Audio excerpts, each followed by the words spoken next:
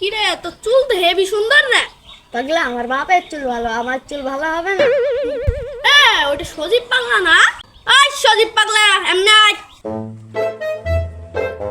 জি ভাইয়া বলেন। বস বস বস। কি রে, রোজাই টোজাই থাকিস নাকি, না সারাদিন পেটাঙ্গির মতো খেয়ে বেড়ায়? ভাই ও যে শিখনি ওর দ্বারা রোজায় থাকা সম্ভব। কি যে বলেন মিয়া ভাই, আমি 365 দিনে 363 দিন রোজা থাকি। अच्छा আমি এই রমজান মাসে রোজা থাকবো না? আমাকে কি কুত্তায় কামড়েছে? আমাকে দেখি চিকন মনে হলে কি হয়েছে, আমি সব রোজা করি। ठीक है মার হাবা পাড়ার ছোট ছেলে রোজা আছে, একটু মার হাবা তো বলতে পারবে? মার হাবা।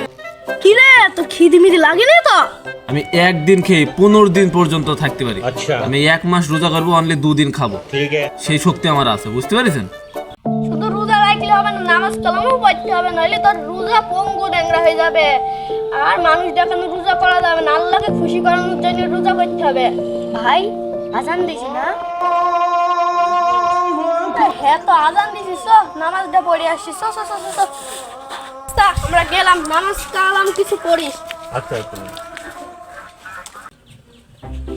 বড় ভাইদের তো বললাম খিদে লাগেনি, খিদে চড়ে তো পেটে ইঁদুর দড়ি বেড়াচ্ছি।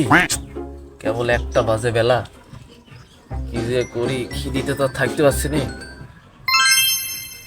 হ্যাঁ, উজু করতে যাই, পানি খাই।